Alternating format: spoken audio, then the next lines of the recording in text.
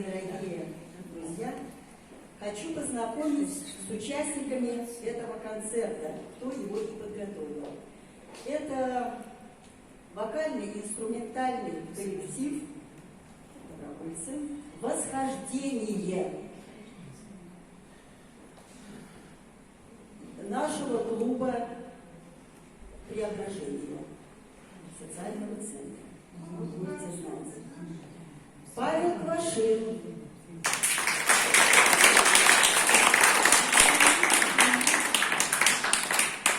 Юлия Сабитова.